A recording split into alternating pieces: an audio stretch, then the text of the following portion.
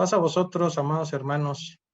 Me alegra que podamos tener este pequeño espacio para poder reflexionar en la palabra de nuestro Dios y realmente pues ya prácticamente se reclinó el sol y inició este día sábado, en el cual finalmente es un día apartado por nuestro Dios.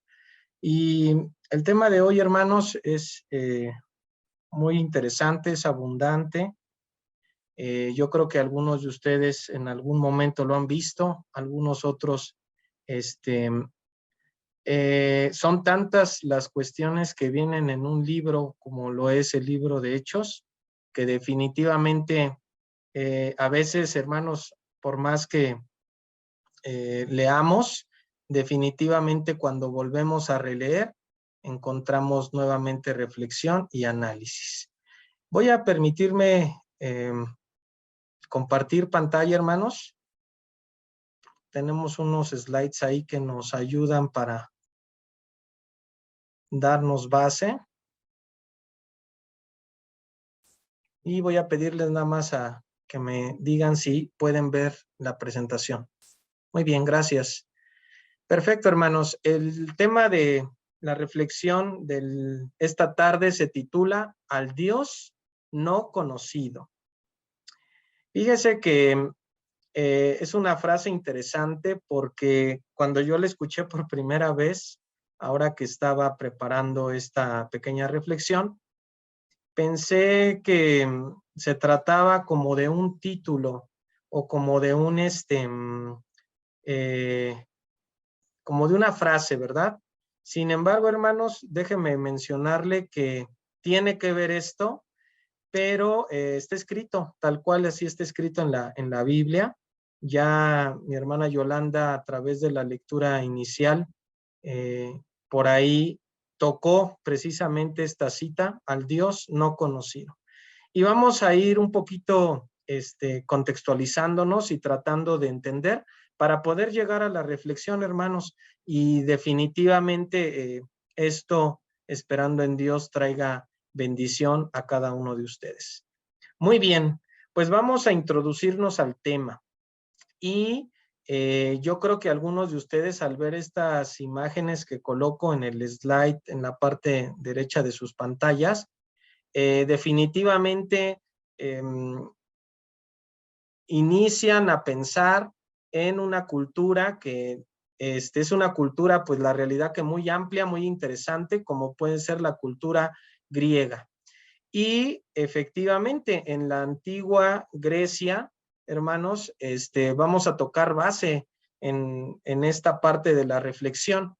Yo creo que algunos de ustedes conocen, yo no he tenido la experiencia de conocer el Partenón que se ve ahí en esa parte. Sin embargo, hermanos, sí he tenido la oportunidad en algunos museos, como algunos de ustedes, ver algunas de las esculturas y bien ver algunos también de esta cultura que a través de estas esculturas o a través de algunos artefactos podemos ir identificando. Y recuerden ustedes que los griegos, pues efectivamente estamos hablando de una cultura que la encontramos a través de la historia del hombre, en donde definitivamente esta cultura tiene mucho contexto, mucha historia, hermanos. Pero ahora quiero que nos centremos un poquito. Recordarán algunos de ustedes que efectivamente en el sueño de Daniel, en esta escultura que soñó Nabucodonosor y después Daniel a través de la bendición de nuestro Dios y la gracia que Dios le permitió entender el sueño y posteriormente la interpretación. Recordemos esa figura grande en donde la cabeza estaba constituido por la antigua Babilonia, luego el torso, ¿verdad? El torso estaba ahí constituido a través de la historia medos persas, ¿sí? Y luego viene la falda, que viene representado por los griegos, y finalmente las piernas y la parte baja de esa imagen, de ese sueño que soñó Nabucodonosor, venía representado por Roma, ¿verdad? La antigua Roma hasta los pies. Y aquí lo interesante, hermanos, es que nos vamos a centrar en ese traslape entre la cultura griega y la cultura romana, porque efectivamente vivieron una etapa de traslado en la historia, y precisamente los Hechos de los Apóstoles convergen en ese punto muy interesante. Pero me gustaría que fuéramos entrando y fuéramos acotando ya este tema. Muy bien, los griegos, déjenme mencionarle, hermanos, que eran una cultura politeísta. ¿A qué se refiere esta palabra politeísta? Algunos de ustedes ya la conocen. Efectivamente se trata de que los griegos eran una cultura que adoraban varios dioses, ¿sí? Y dentro de los dioses, coloco ahí hay una pequeña imagen. Ellos tenían varios dioses. Zeus, recordarán ahí alguna de la mitología griega que muchas veces también nos dejaban en la escuela leer y estudiar, ¿verdad? En la mitología griega pues había bastantes dioses partiendo de Zeus. Luego también había dioses de acuerdo a cada una de las situaciones, ¿verdad, hermanos? Entonces, por lo tanto, podemos declarar que los griegos es una cultura politeísta. Y nos vamos a ir metiendo a esta parte porque me gustaría que abrieran su escritura un capítulo antes de nuestra lectura base y de nuestro tema en sí, para podernos contextualizar. Hechos 16:11, por favor. Les voy a pedir que si tienen ahí a la mano su escritura, me acompañen, ábranla y apóyenme en algunos de ustedes con la lectura. Hechos 16, perdón. Hechos 16, capítulo 16, en el versículo 11. A ver si... Sí, por favor, May, ¿me puedes ayudar? Solo es un verso. Sí, dice, zarpando de Troas, navegamos directamente a Samotracia y al día siguiente a Neápolis. Muy bien, gracias, May. Hermanos, fíjense que definitivamente el nombre de estas ciudades es a veces un poco complejo en la actualidad, pero aquí la intención de empezar con este verso, hermanos, vamos a contextualizarnos, vamos a hacer este traslape en el tiempo y nos vamos a recorrer años, aproximadamente 2000 años hacia atrás, hermanos, y nos vamos a encontrar en la historia donde está el apóstol Pablo, y él encuentra y empieza a hacer toda estos viajes. Recordarán por ahí que en temas anteriores hemos citado algunos de los viajes, pero aquí fíjense que es muy importante. Este verso 16:11 nos muestra que Pablo entró a algunas ciudades muy importantes que estaban ya en la Europa actual, si lo vemos así en el terreno. Y vemos que zarpando Pablo desde Troas, se fue rumbo a Samotracia y luego al siguiente día viajó hacia Neápolis, ¿verdad? Todas estas, Neápolis en específico es una ciudad importante que empezamos a encontrar esta cultura griega. Muy bien, hermanos, encontramos entonces ya a Pablo que viene viajando, ¿verdad? Entra en diferentes ciudades y nos vamos a ubicar ahora en Hechos 17, por favor, 17:16. Y veamos cómo Pablo en este verso entra en una ciudad muy importante que yo creo que sin duda alguna a todos nos va a sonar. Mientras Pablo, estoy leyendo Hechos 17:16, mientras Pablo los esperaba en Atenas, su espíritu se enardecía viendo la ciudad entregada a la idolatría. Este verso es muy breve, hermanos, pero nos da bastante contexto, y el contexto es que Pablo está ya en Atenas, ¿sí? Y algunos de ustedes conocen que Atenas era una de las ciudades más importantes de la antigua Grecia. En Atenas estamos hablando que era una ciudad muy amplia, era una ciudad en donde había bastante comercio, había también mucho desarrollo intelectual, mucho desarrollo tecnológico en esa antigua Grecia, y había también, estamos encontrando a filósofos, encontrando también al top de la ciencia de ese momento, hermanos. Pero había una característica muy importante que nos dice Pablo en este verso. Fíjese cómo Pablo describe a la perfección. Mientras Pablo los esperaba en Atenas, su espíritu se enardecía viendo la ciudad entregada a la idolatría. Y fíjese que esta ciudad tan importante del ayer, que en Atenas, si no estoy mal, encontramos también parte de las maravillas antiguas, en esta ciudad tan importante, fíjense cómo tenía una característica, y la característica era que eran idólatras. Era una ciudad que, pues como los griegos en su máximo esplendor, con una cultura politeísta, varios dioses de todos lados, sabores y colores, hermanos. Y definitivamente, pues cuando Pablo se encuentra en ese lugar, definitivamente su espíritu se contrajo, su espíritu se entristeció, porque sabía que esa ciudad era una ciudad idólatra. Muy bien, estamos entrando en contexto, hermanos.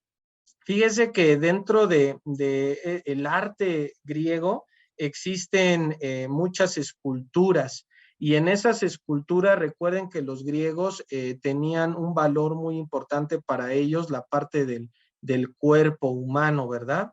Hablando también de los músculos, hablando también de la perfección del cuerpo humano.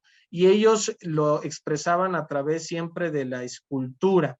Yo recuerdo bien que tuve oportunidad de entrar en uno de los museos que se encuentra en Nueva York.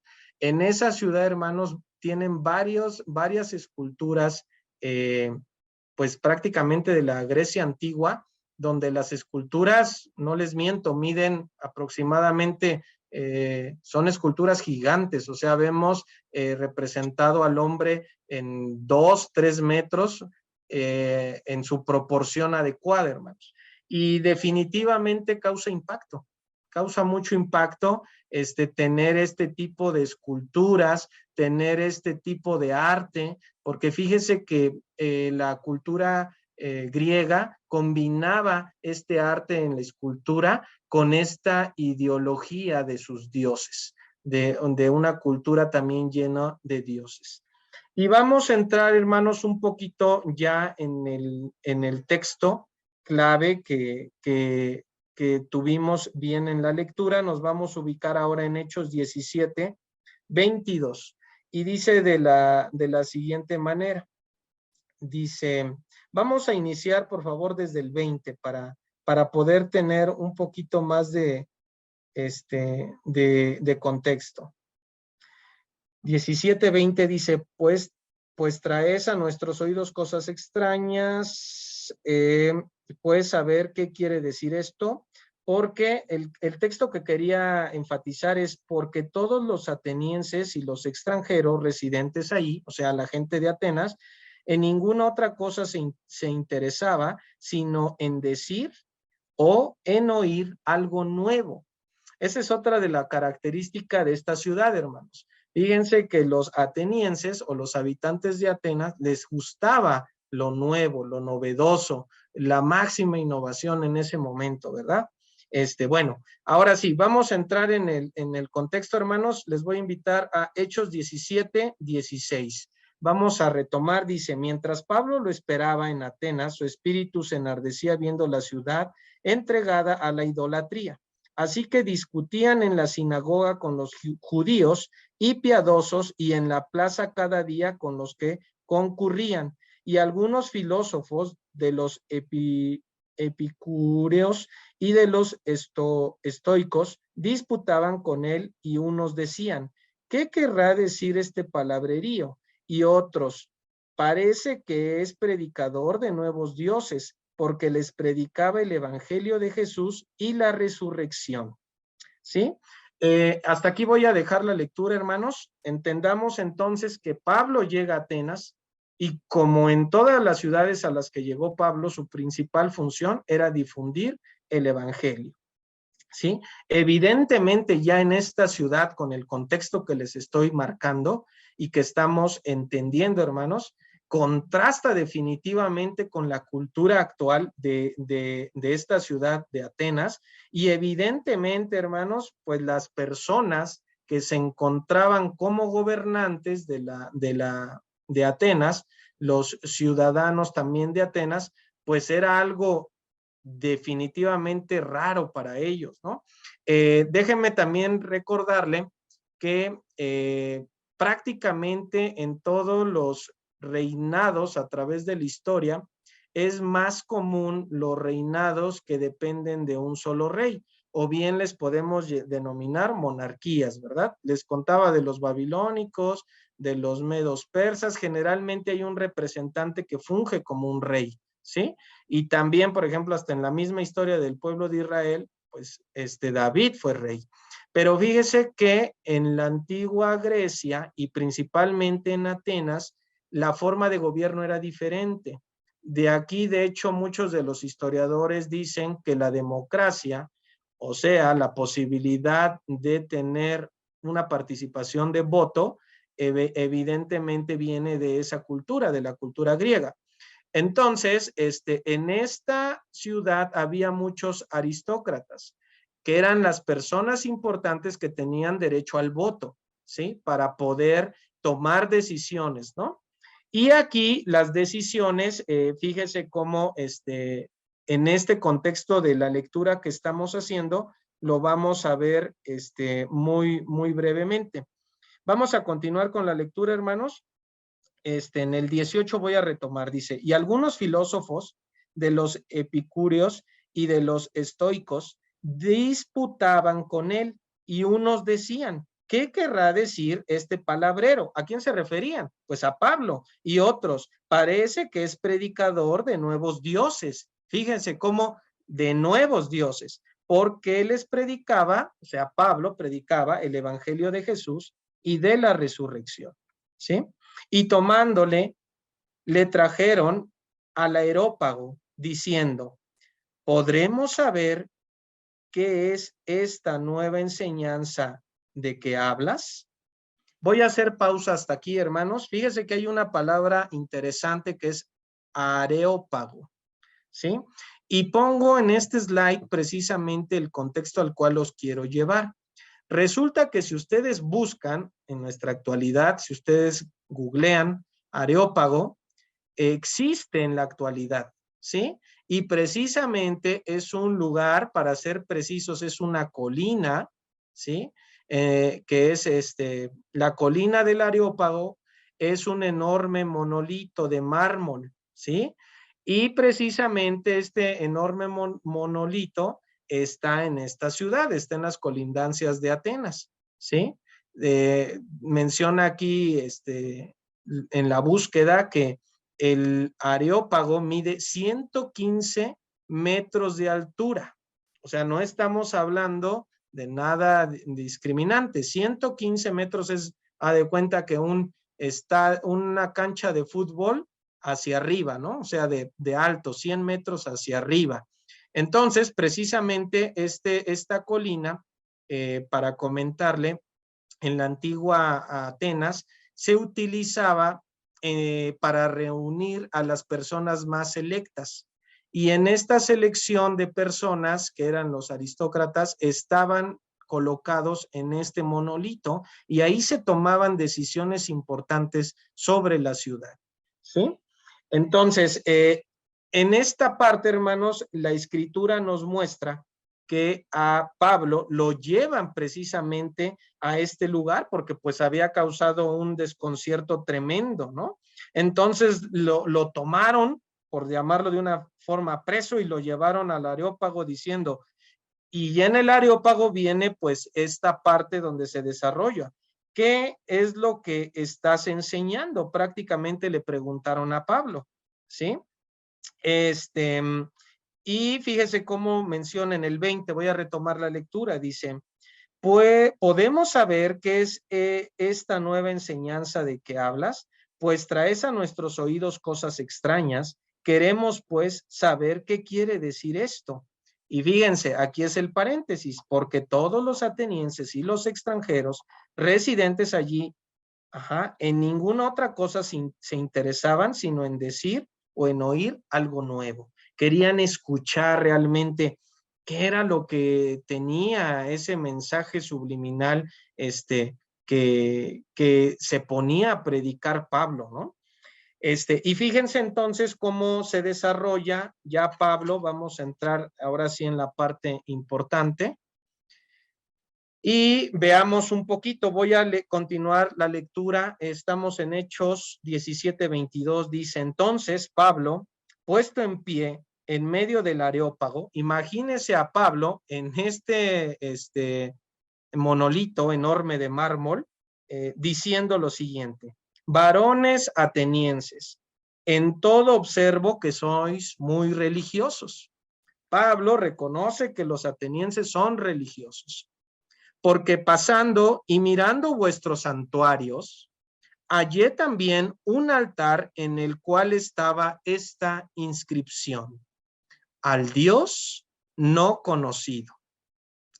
Al que vosotros adoráis, pues, sin conocerle, es a quien yo os anuncio. Fíjense el mensaje tan claro y tan contundente que Pablo utilizó en ese momento. Él se colocó, supongo que en la parte más alta del aerolito, o sea, en la parte más alta del Areópago, y les dice: he estado transitando durante ya cierto tiempo en su ciudad y reconozco que son gente religiosa, tienen muchos santuarios, tienen muchos templos, tienen muchas esculturas, pero fíjense que lo que yo estoy mencionando en los mensajes de mi predicación tiene que ver con una de sus esculturas. Les dio a entender algo a través del contexto de Atenas en ese momento. Y fíjese que me puse a investigar. Es curioso, hermanos, porque en este slide le muestro una imagen, y esta imagen está una escultura precisamente de la antigua Grecia, que tiene que ver con esta parte de la Biblia que estamos leyendo. Es muy probable que tenga que ver. Evidentemente, pues hay historiadores que dicen que nada tiene que ver, pero hay otros historiadores que mencionan que esta era la escultura a la que se refería Pablo y que les mencionó: a ver, atenienses, ustedes son muy religiosos, tienen muchas esculturas, y encontré dentro de sus esculturas una que decía: al Dios no conocido. O sea, no puede ser que sean, prácticamente les dio una bofetada con guante blanco, porque ¿cómo es posible que hacen esculturas a un Dios que no conocen, que no saben sus figuras? Recuerden que los dioses de los griegos, hermanos, principalmente eran figuras humanas, como lo podemos ver ahí, la figura de Zeus con su tridente y demás. Y recuerden entonces que les menciona Pablo sobre una escultura en donde esa escultura estaba titulado al Dios no conocido. Y Pablo les dice: el Dios que yo alabo, el Dios que yo predico, es precisamente ese Dios que ustedes no conocen, no saben quién es. Al que vosotros adoráis, pues sin conocerle, es a quien yo os anuncio. Imagínense en ese momento, en el Areópago, la situación ante los aristócratas y ante las personas más importantes de la antigua Atenas, ¿sí? Y fíjese cómo Pablo empieza a predicarles de una manera muy astuta, hermanos. Fíjese, dice, Hechos 17:24, el Dios que hizo el mundo y todas las cosas que en él hay, siendo Señor del cielo y de la tierra, no habita en templos hechos por manos humanas. Primera característica y primera enseñanza a los atenienses: no habita en templos hechos por manos humanas. No pueden contener al Dios no conocido, que ellos lo mencionan. Ni es honrado por manos de hombres, como si necesitase este Dios de algo, pues es quien da a todos vida y aliento, y todas las cosas las provee este Dios. De una sangre ha hecho todo el linaje de los hombres, para que habiten sobre toda la faz de la tierra, y les ha prefijado el orden de los tiempos y los límites de su habitación, para que busquen a Dios, si en alguna manera palpando pueden hallarle. Fíjese cómo lo reta de una forma, aunque ciertamente no está lejos de cada uno de nosotros, porque en él vivimos y nos movemos y somos, como algunos de vosotros, propios poetas, también han dicho, porque linaje suyo somos, siendo pues linaje de Dios.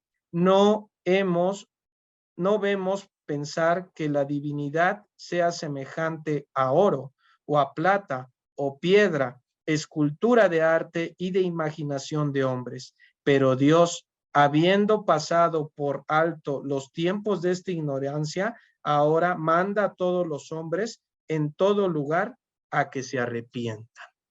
Hasta ahí, hermanos. Fíjese que me llama mucho la atención el mensaje que deja Pablo y el contexto en el cual se mete. Recordemos nuevamente, Atenas era una ciudad que presumía innovación, una ciudad que presumía ciencia, hermanos, una ciudad en donde estaban los máximos filósofos de esa época, aquellas personas que querían entender el porqué y el para qué de las cosas. Pero era una ciudad politeísta, llena de templos, de escultura, y Pablo de una manera magistral, yo creo que sin duda alguna fue nuestro Dios a través de Pablo, reprende esas diferentes circunstancias y situaciones y pone claro la realidad. Al Dios no conocido, no habita en templos, no es honrado por mano de hombres, no necesita nada, porque no es necesario realmente para nuestro Dios. Él es autosuficiente y más bien Él provee la vida en nosotros. Él es quien da vida, quien da aliento. Imagínese el choque cultural, hermanos.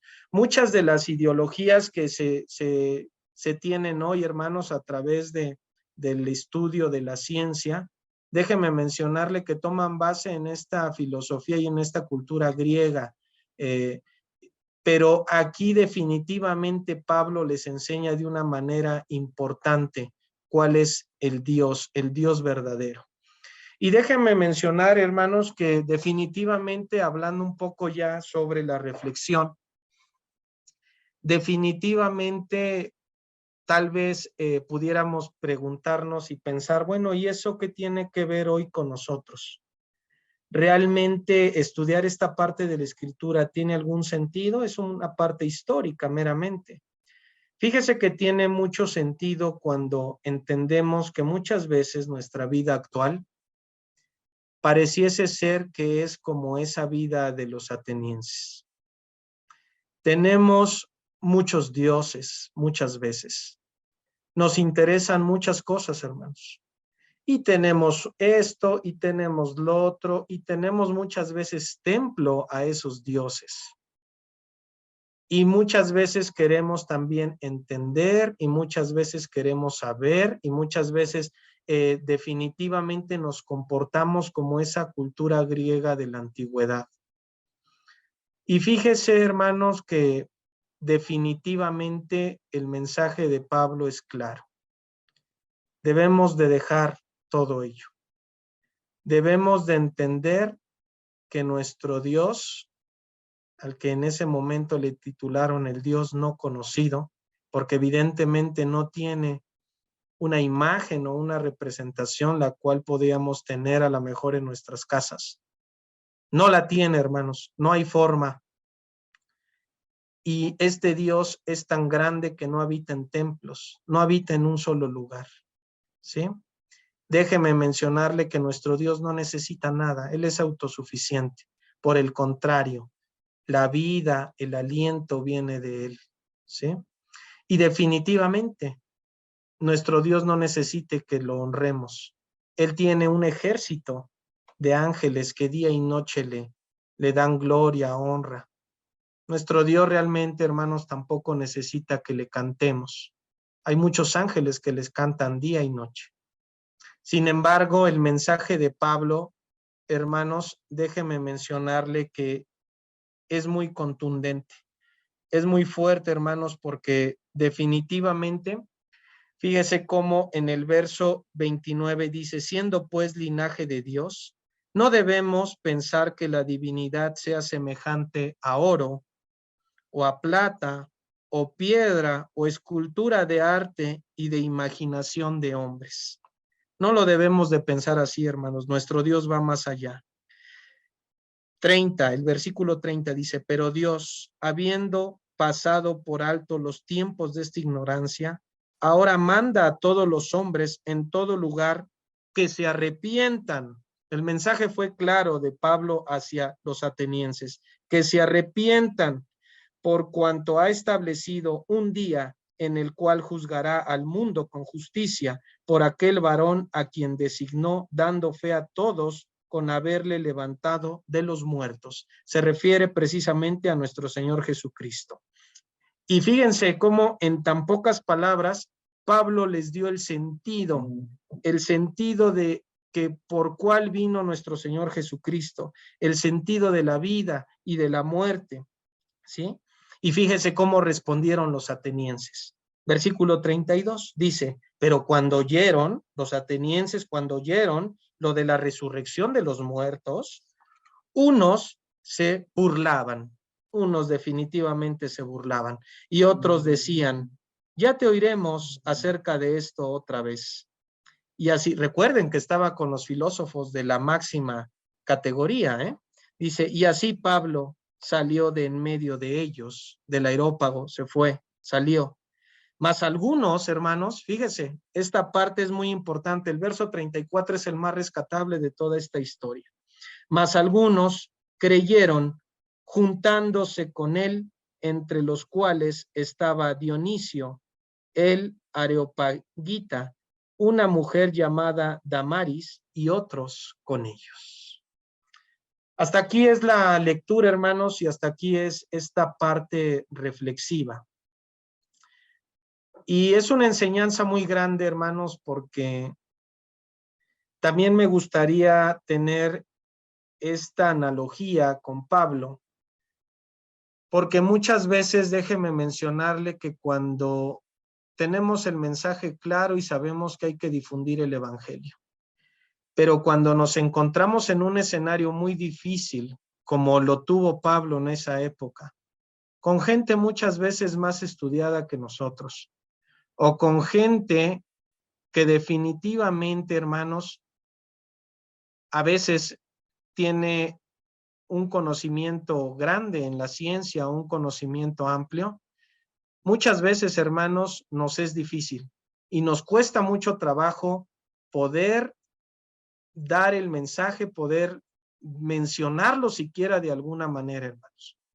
Pero a mí me dejó mucho esta parte de la escritura porque definitivamente, a pesar del enorme reto en el que se encontró Pablo en ese momento, en ese instante, definitivamente lo supo superar y definitivamente vertió el mensaje. Y nuestro Dios hizo lo propio, hermanos. Y fíjese cómo en el 34, pues a lo mejor la gran multitud se burlaban, pero fíjese cómo más algunos creyeron juntándose con él, entre los cuales estaba Dionisio y una mujer llamada Damaris, y otros con ellos. Nosotros, hermanos, debemos dejar el mensaje y Dios hará, y muchas veces a lo mejor no sea la mayoría, pero Dios sabe a qué persona seleccionará y a qué persona le dará la lucidez necesaria para entender el Dios no conocido. Fíjense, hermanos, que definitivamente este tema realmente tiene mucho contexto, mucho que ver, y espero yo que nos haga reflexionar en esta noche, en esta tarde ya, y que podamos entonces muchas veces enfrentarnos a lo que se enfrentó Pablo en ese momento. Y también, hermanos, por el otro lado, hacer la analogía de que a pesar de que uno como ser humano tiene muchos intereses en la vida o muchos dioses que sigue, siempre debe uno cuidar en que el único Dios verdadero es aquel Dios que tal vez no lo hemos visto, pero que sí lo sentimos día con día. Le invito a que me acompañe a esta última lectura bíblica, que la podemos localizar en Juan 17, 3. Y con este versículo me gustaría poder concluir, hermanos, la reflexión de esta tarde. Dice así Juan 17:3. Y esta es la vida eterna, que te conozcan a ti, el único Dios verdadero, y a Jesucristo, a quien has enviado. Definitivamente, hermanos, este es el propósito, este es la tarea, hermanos, y tenemos que ir en busca de ella. Yo deseo que Dios le bendiga y deseo también que, independientemente de los retos que podamos enfrentarnos y las situaciones que podamos seguir o estar pasando, hermanos, definitivamente nos acordemos y coloquemos en nuestra prioridad a ese Dios que en Atenas le decían el Dios no conocido. Que Dios le bendiga, hermano.